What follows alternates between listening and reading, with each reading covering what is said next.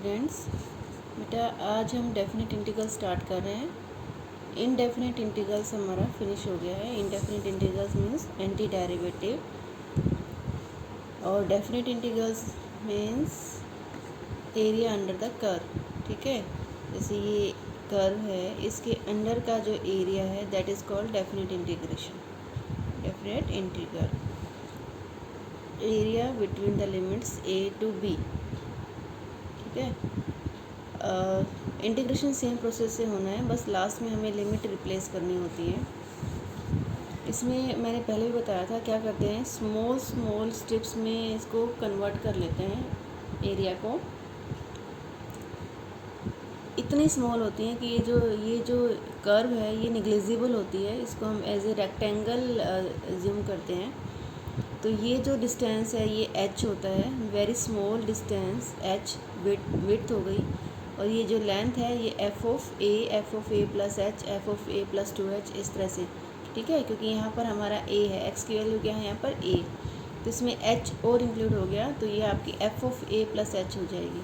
ठीक है, इसमें 2 टाइम्स h ऐड हो गया, तो यहाँ पर ये आपका distance f of a plus 2h हो जाएगा। ठीक है, तो इस तरह से हम स्मॉल रेक्टेंगल स्ट्रिप्स का एरिया ऐड करके इसका एरिया निकालते हैं। That is called area under the curve definite integral. ठीक है, तो इसका ये फार्मूला बन जाता है a to b limit h tends to 0। मतलब जब हम क्या कर रहे हैं, हम h जो हमारी विड्थ है उसको मिनिमाइज़ कर रहे हैं। ये जो हमारा ये विड्थ है ये हमें मिनिमम चाहिए, ऑलमोस्ट नियर टू 0। ठीक है, तो इसलिए हम लिमिट x टेंस टू 0 लेते हैं। ठीक है, और जो सारे रेक्टेंगल स्ट्रिप्स हैं उनमें h तो कॉमन ही है, क्योंकि जो विड्थ है सबकी h कॉमन है। तो लेंथ इनटू ब्रेड्थ, लेंथ सबकी पहली स्ट्रिप्स की जैसे f ऑफ a हो जाएगी और विड्थ उसकी h हो जाएगी। नेक्स्ट स्ट्रिप की f of a plus h हो जाएगी और विड्थ तो सेम रहेगी h। ठीक है, ऐसे सभी स्ट्रिप्स को n स्ट्रिप्स हमने ली हैं, तो हमने उनका एरिया ऐड कर दिया है। That is called definite integration area under the curve. ठीक है, अब हम यह देख सकते हैं। ठीक है, जैसे यहाँ पर ये x होता है, इसको हम पॉइंट को क्या लिखते हैं, x और f ऑफ x ऐसे लिखते हैं ना हम। f of x means y। ये जो होता है ये y होता है, y एक्सिस होता है, ये x एक्सिस होता है। तो y को हम f ऑफ x भी लिखते हैं ना, y is function of x। ठीक है, तो ऐसे ही जब हम यहाँ पर x को a ले रहे हैं, ठीक है, तो ये क्या हो जाएगा, f ऑफ a। ठीक है, ये जो हो जाएगा यहाँ तक f ऑफ a हो जाएगा। फिर हमने स्मॉल इंटरवल ले लिया h, very small interval h। तो यहाँ पर यहाँ तक a था, यहाँ तक a प्लस h हो गया। अब ये x की वैल्यू कितनी होगी, a प्लस h। तो यहाँ पर ये क्या हो जाएगा, f of a plus h। ठीक है, ऐसे ही फिर h, एक नेक्स्ट टाइम h ले लिया, तो यहाँ पर 2 टाइम्स h ऐड हो गया। तो यहाँ तक a था, यहाँ 2h और ऐड हो गई, f of a plus 2h। तो यहाँ तक जो आपकी y आएगी वो कितनी आ जाएगी, यहाँ तक f of a plus 2h। ठीक है, ऐसे ऐड करते जाएंगे हम। तो ये जो रेक्टेंगल बन गया है, इस सब में ये तो h है, ये भी h है। विड्थ कितनी है सबकी, h। लेंथ इंटू ब्रेड्थ होता है ना, रेक्टेंगल का एरिया क्या होता है, लेंथ इंटू ब्रेड्थ। तो ब्रेड्थ तो सबकी h है, लेंथ सबकी चेंज हो जाएगी। पहली स्ट्रिप्स के लिए f ऑफ a, ये f of a। Next strip के लिए f of a plus h, उससे नेक्स्ट के लिए f of a plus 2h। ठीक है, ऐसे चलते जाएंगे, n स्ट्रिप्स हमें लेनी है। ठीक है, तो इस हिसाब से हमारा ये एरिया ये बन जाएगा, लिमिट h टेंस टू 0, क्योंकि हमें ये बिल्कुल मिनिमाइज़ करना है। ठीक है, इतना मिनिमाइज़ करना है कि जो कर्व है वो निग्लिजिबल हो जाए, वो हमारा रेक्टेंगल शेप में आ जाए। h टेंस टू 0 लेना है हमें, h को हमें कम से कम करते जाना है। और ये सभी रेक्टेंगल स्ट्रिप्स का एरिया हो गया। दैट इज़ का लिमिट एज ए सम। ठीक है, ये 7.8 है, इसको limit of a sum questions बोलते हैं। क्या बोलते हैं इसको, limit of a sum, definite integral as limit of a sum. ये बिल्कुल बेसिक है इस निकालने का, एरिया निकालने का, एरिया अंडर द कर्व निकालने का। लेकिन 7.8 हम नहीं कर रहे हैं, क्योंकि ये अभी सिलेबस में नहीं है आपके, एग्जामिनेशन पॉइंट ऑफ व्यू से भी ये नहीं आती है। और ये थोड़ा सा डिफरेंट भी है इंटीग्रेशन से। तो हम जो करेंगे हम 7.9 करेंगे, that is based on integral. ठीक है, उसमें इंटीग्रेशन ही करना होता है, बस लास्ट में लिमिट रिप्लेस करनी होती है। ठीक है, इसमें इंटीग्रेशन नहीं करना होता है, इसमें सिर्फ हमें रेक्टेंगल स्ट्रिप्स का एरिया प्लस करना होता है और लास्ट में लिमिट यूज़ होती है, इसमें लिमिट रिप्लेस कर देते हैं। तो इसको हम अभी नहीं कर रहे हैं, हम कर रहे हैं 7.9। ठीक है, 7.9 में A to B, ठीक है, जैसे ये है आपका फंडामेंटल थ्योरम ऑफ कैलकुलस, यहाँ से A से B के बीच में कर्व का एरिया निकालना है। ठीक है, इस कर्व का एरिया क्या निकालना है, A से B के बीच में, लिमिट्स गिवन है आपको। ठीक है, तो क्या करना है आपको, पहले इंटीग्रेशन करना है, सिंपल इंटीग्रेशन जो हमने सीखा है 7.7 तक, किसी भी मेथड का यूज़ करना पड़ सकता है हमें। ठीक है, 7.7 तक हमने जो भी मेथड सीखा है इनडेफिनिट इंटीग्रल्स का, उससे हम सोल्व करेंगे। ठीक है, हमारा इंटीग्रेशन आ जाएगा कैपिटल एफ ऑफ एक्स। ठीक है, जैसे ये हमारा फंक्शन है एफ ऑफ एक्स, इसका आंसर है ये कैपिटल एफ ऑफ एक्स, जो भी हमारा आंसर आ जाएगा। फिर लिमिट्स हैं A to B, तो वो हमें रिप्लेस करनी है लास्ट में। तो लास्ट स्टेप चेंज है, बस एक्स की वैल्यू यहाँ पर F of B minus F of A हो जाएगी। ठीक है, जो हमारा आंसर आया है उसमें लिमिट करनी है upper limit minus lower limit. ठीक है, upper limit minus lower limit. Okay, तो जैसे ये आपका बी है, ये आपका ए है, upper limit minus lower limit आपको करना है, ये आपका बीच वाला एरिया आ जाएगा। ठीक है, अभी बस लास्ट स्टेप डिफरेंट है इसमें। अब हम क्वेश्चन देखेंगे तो आपको समझ में आ जाएगा। इंटीग्रेशन बिल्कुल सेम है, 7.8 अलग थी, वो हम अभी नहीं कर रहे हैं, वो है लिमिट ऑफ ए सम, इसमें इंटीग्रेशन का यूज़ नहीं होता, तो उसको हम अभी नहीं कर रहे हैं। 7.9 हम करेंगे, बिल्कुल सेम पैटर्न से आपको इंटीग्रेशन करना है। जैसे ये आपका क्वेश्चन नंबर 2 है, आपका सोल्व करना है 2 to 3 1/x dx। तो 1/x का जो हमने इंटीग्रेशन सीखा हुआ है, हम वही इंटीग्रेशन करेंगे। क्या इंटीग्रेशन होता है 1/x का, log x। ठीक है, तो log x हो गया आपका। तो अब लिमिट रखनी है बस को, अपर limit minus lower limit, log 3 minus log 2। x की वैल्यू एक बार 3 रखेंगे, माइनस फिर लोअर लिमिट रखेंगे 2 रखेंगे। ठीक है, लिमिट रखनी आ गई, बहुत आसान है। जो भी आपका आंसर आया है उसमें पहले अपर लिमिट रखो, एक्स की वैल्यू रिप्लेस करो अपर लिमिट से, माइनस फिर एक्स की वैल्यू को लोअर लिमिट से रिप्लेस करो। ठीक है, upper limit minus lower limit, F of B minus F of A. तो ये आपका कंबाइंड हो जाएगा, क्योंकि हमने क्या फार्मूला पढ़ा हुआ है, log m minus log n क्या होता है, log m अपॉन n। तो ये log 3/2 हो जाएगा। ठीक है, हम देखो नेक्स्ट क्वेश्चन देखो, लिमिट है 1 to 2 और ये आपको फंक्शन गिवन है 4x³ minus 5x² plus 6x plus 9। तो सभी का हम इंटीग्रेशन कर लेंगे, जो भी हमें रूल पता है। ठीक है, पावर रूल लगेगा सब पे, तो ये हो जाएगा पावर 1 ऐड हो जाती है इंटीग्रेशन में, 4 as it is, x⁴/4 minus 5x³ 3 6x² और 9 का हो जाएगा 9x। अब क्या करना है आपको, लिमिट्स पुट करनी है। तो ये तो 4 कैंसिल हो गया, x⁴ था, तो इसमें एक पर अपर लिमिट रखेंगे 2⁴ माइनस 1⁴। ठीक है, इसमें हम रखेंगे 2⁴ माइनस 1⁴, दोनों लिमिट्स में रिप्लेस कर दिए हमने। फिर ये माइनस 5/3 हमारा कांस्टेंट है, बाहर है। x³ में हमें लिमिट रखनी है, x³ में एक बार 2 रखेंगे, 2³ माइनस 1³। ठीक है, फिर हम 6/2 में 3 हमारा कॉमन है बाहर। अब x² में हम लिमिट रखेंगे, x² में 2⁴ माइनस 1⁴। ठीक है, फिर यहाँ रखेंगे 9 कॉमन है, 2 माइनस 1 यहाँ पर अपर लिमिट माइनस लोअर लिमिट हो जाएगी। ठीक है, उसके बाद तो सिर्फ कैलकुलेशन है, 2⁴ 16 होता है, 1⁴ 1 होता है, 2⁵ 8 होता है, 1⁵ 1 होता है, 2⁵ 4 होता है, 1⁵ 1 होता है। ठीक है, और 2 माइनस 1 1, 1 9 9। ठीक है, तो इस तरह से हम कैलकुलेशन कर लेंगे। बाकी तो आप कैलकुलेशन तो इजीली कर सकते हो। ठीक है ना, प्लस माइनस ही तो करना है सिर्फ, ये आ जाएगा फिर आपको, क्योंकि एक फ्रैक्शन वाला पार्ट है तो आपको एलसीएम से आपको सोल्व करना है। तो लास्ट में आपका आंसर आ जाएगा 64/3। क्लियर, तो बहुत आसान एक्सरसाइज है ये, क्योंकि आपने जो भी सीखा है अभी तक 7.7 तक इनडेफिनिट इंटीग्रल्स, वही सब कुछ इसमें करना है आपको, नथिंग डिफरेंट। बस लास्ट स्टेप में आपको आंसर आने के बाद अपर limit minus lower limit x की वैल्यूज़ रिप्लेस करनी है। देखिए अब ये है आपका इंटीग्रेशन है 0 to π/4, question number 7, tangent X D X. तो इसको आपको सोल्व करना है, ठीक है। और टेंजेंट एक्स का हमने इंटीग्रेशन क्या पढ़ा हुआ है, माइनस log cos एक्स या log secant एक्स, ठीक है। कोई भी लगा सकते हो आप, दोनों में से कोई भी लगा सकते हो, आंसर सेम रहेगा।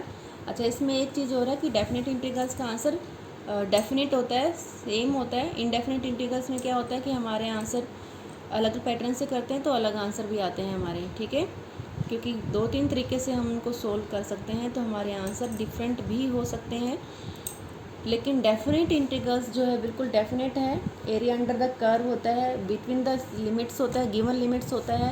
तो ये जो है आपका बिल्कुल डेफिनेट आंसर आएगा, ठीक है। इसमें सी नहीं होता है, कुछ भी अनसर्टेन नहीं होता है, डेफिनेट होता है ये, पर्टिकुलर इसका आंसर आता है, ठीक है। इसमें सी नहीं लिख रहे हैं ना, प्लस सी नहीं होता ये, क्योंकि it is bounded between limits. तो इसमें कुछ भी ऐसा नहीं है जो अनसर्टेन हो, इनडेफिनिट हो। तो देखो अब log secant x इसका इंटीग्रेशन हो गया, तो 0 to π/4 जो है आपका, अब क्या करना है आपको, लिमिट रिप्लेस करनी है। log secant π/4 अपर लिमिट होगी, minus log secant 0 lower limit हो गई। अब secant π/4 की वैल्यू होती है आपकी √2 और secant 0 जो होता है आपका 1 होता है। तो log 1 भी आपका 0 होता है, ठीक है। ये आपको याद करना है, log 1 क्या होता है, 0 होता है, log 0 1 होता है और log 1 0 होता है।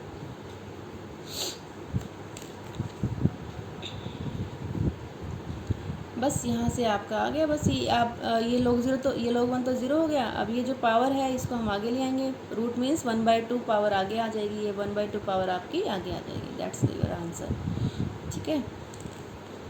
सेम पैटर्न पे क्वेश्चन हैं बेटा। ये देखो आपका नेक्स्ट क्वेश्चन है, π/6 to π/4 कोसिकेंट एक्स या कोसिकेंट एक्स का इंटीग्रेशन हमने 7.2 में किया था। क्या इंटीग्रेशन होता है, डायरेक्ट आपने याद किया होगा इसको, log secant x minus cot x, ठीक है। तो ये आप बस वैल्यू रिप्लेस कर दें, upper limit minus lower limit, क्योंकि इंटीग्रेशन तो सॉल्व हो गया। नेक्स्ट स्टेप क्या होता है हमारा, upper limit minus lower limit. तो एक बार हम π/4 रिप्लेस करेंगे, log cosecant π/4 minus cot π/4 minus, अब लोअर लिमिट रिप्लेस करेंगे π/6, log कोसिकेंट π/6 माइनस कोट π/6। अब इनकी सारी टेबल वैल्यूज़ रिप्लेस कर देंगे। π/4 मीन्स 45 डिग्री, π/6 मीन्स 30 डिग्री, ये सारी वैल्यू रिप्लेस कर देंगे। Cos π/4 √2, cot π/4 1, cosecant π/6 2, cot π/6 √3। Table values revise कर लेना अगर आपको रिवाइज ना हो तो ये वैल्यू रिप्लेस करने के बाद ये आपका पूरा log m हो गया, ये log n हो गया, log m अपॉन n आपका आंसर आ गया, ठीक है।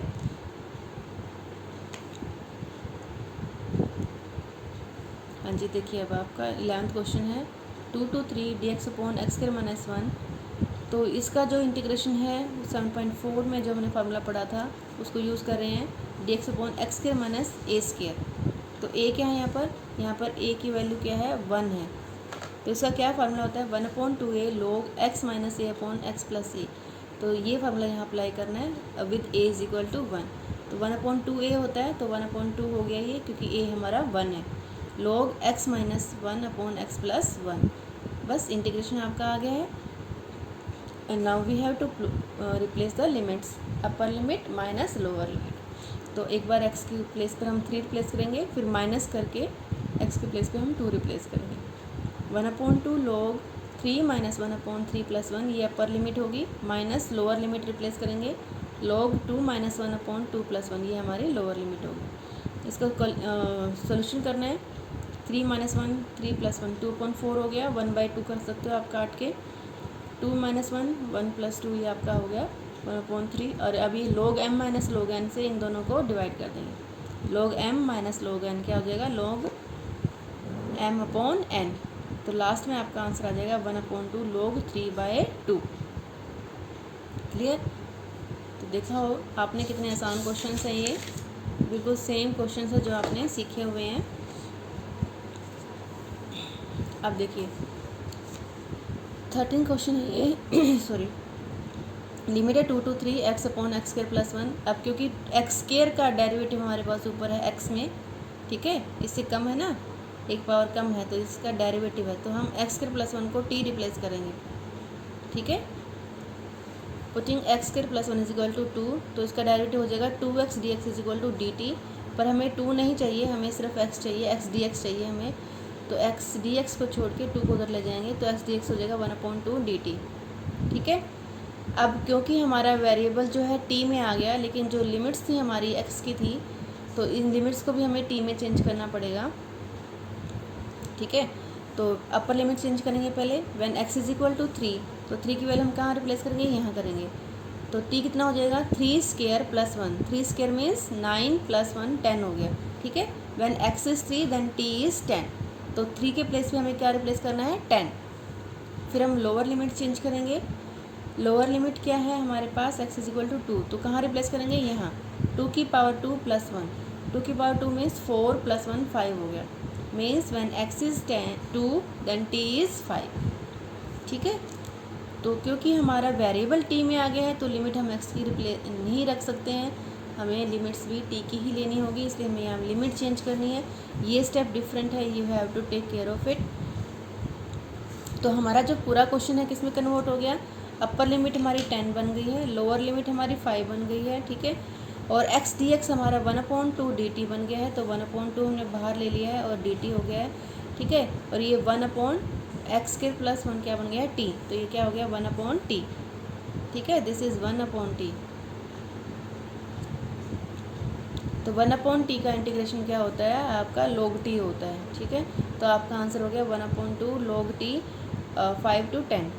बस यहाँ पर आपको अब लिमिट रिप्लेस करनी है, log 10 माइनस log 5, अपर लिमिट माइनस लोअर लिमिट, अब ये m minus log m minus log n का फार्मूला लग जाएगा, log m/n, तो ये कट के कितना आ जाएगा 2, तो 1/2 log 2 इसका आंसर आ गया, ठीक है।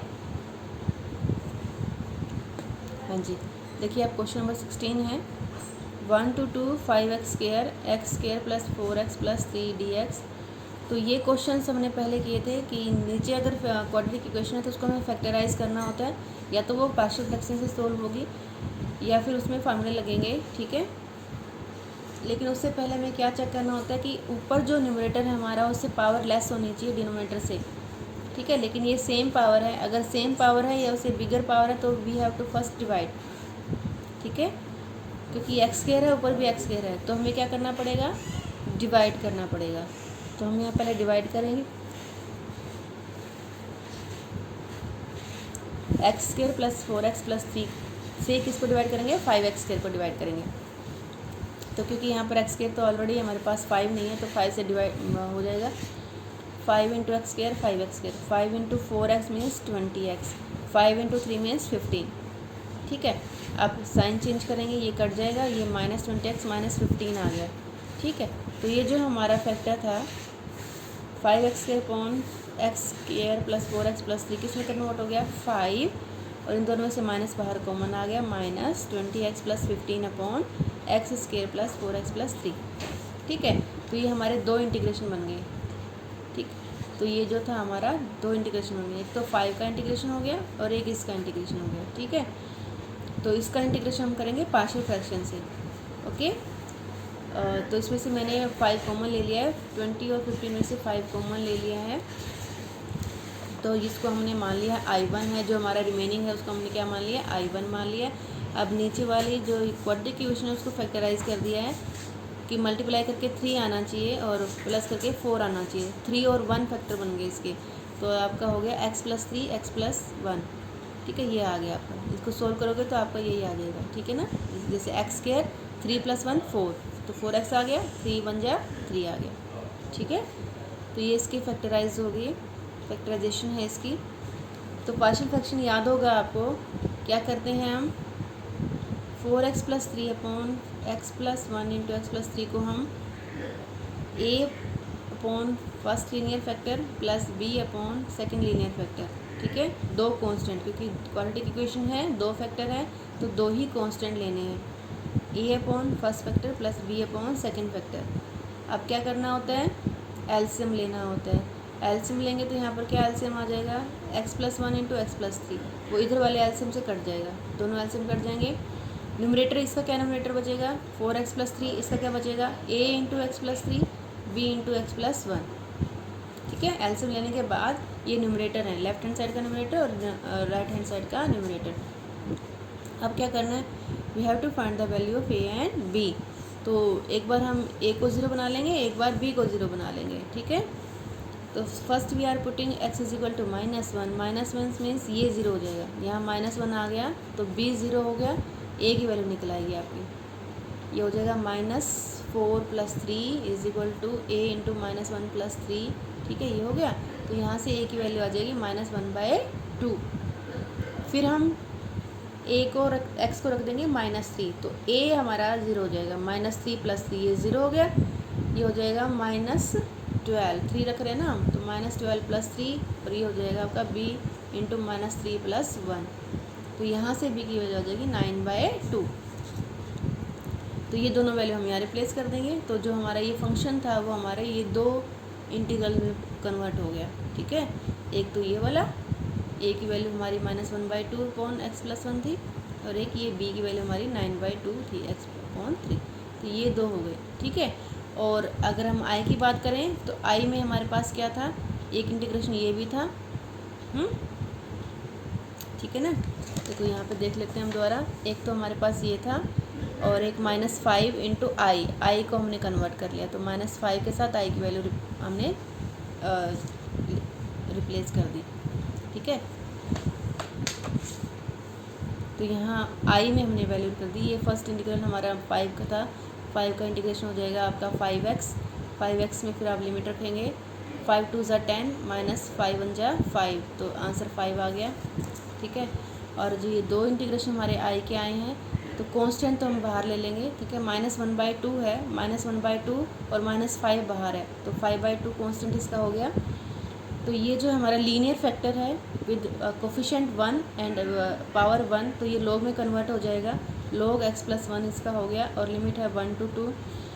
और यहाँ देखो आपका 9/2 आपका वो है कांस्टेंट है, -5 बाहर है, तो -45/2 आपका यहाँ कांस्टेंट हो जाएगा। ठीक है, -5 बाहर था, 9/2 यहाँ था, तो -40/2 हो जाएगा ये। और क्योंकि ये भी लीनियर फैक्टर है 1/x+3, x+3 मतलब लीनियर फैक्टर है, कांस्टेंट 1 है, पावर 1 है, तो ये भी log में कन्वर्ट हो जाएगा, log x, इसका आंसर हो जाएगा log x+3। ठीक है, अब हम क्या करना है, बस लिमिट पुट करनी है इसमें भी और इसमें भी, तो ये आपके हो जाएगा log 2 + 1, 2 + 1 means 3, minus log 1 + 1, log 1 + 1 means 2। ठीक है, एक बार इसमें 2 रिप्लेस करेंगे, माइनस इसमें फिर 1 रिप्लेस करेंगे, सेम है। log x को क्या रखेंगे 2, 2 + 3 क्या हो जाएगा 5। ठीक है, माइनस log 1 रखेंगे, 1 + 3 कितना हो जाएगा 4। ठीक है, ये यहाँ पर लगनी थी ब्रैकेट। ठीक है, तो log 5 minus log 4, log 5 minus log 4 कितना हो जाएगा log 5/4, log 3 माइनस log 2 क्या हो जाएगा log 3/2, और ये आपका आंसर है। ठीक है, तो देखो इसमें जो एक्सरसाइज में आपको इंटीग्रेशन किसी भी मेथड से करना पड़ सकता है, जो भी हमने सीखे हैं, बाय पार्ट्स करना पड़ सकता है, पार्शियल फ्रैक्शन करना पड़ सकता है, रिप्लेसिंग द डिनोमिनेटर जब हमारे पास ऊपर डेरिवेटिव होता है वो करना पड़ सकता है, या फिर आपको कोई भी फार्मूला लगाना पड़ सकता है, जैसे हमने फार्मूले सीखे हुए हैं ये फार्मूले। ठीक है, तो इंटीग्रेशन तो आपको किसी भी मेथड से करना पड़ सकता है, बस लास्ट स्टेप इसका डिफरेंट है। तो अगर आप इस एक्सरसाइज को आज करते हैं तो आपकी 7.7 तक पूरा रिवाइज भी हो जाएगा। ठीक है, तो रिवीजन भी हो जाएगी और आपकी एक्सरसाइज 7.9 भी कंप्लीट हो जाएगी। ओके, उसके बावजूद भी अगर आपको कोई प्रॉब्लम आती है तो आज आप स्कूल आ सकते हैं। ठीक है, और जो बच्चे स्कूल नहीं आ सकते, जिनके पेरेंट्स अलाउड नहीं कर सकते हैं, वो आप मुझसे फ़ोन पे कांटेक्ट कर सकते हैं और अपनी प्रॉब्लम डिस्कस कर सकते हैं। ओके बेटा, thank you, have a nice day.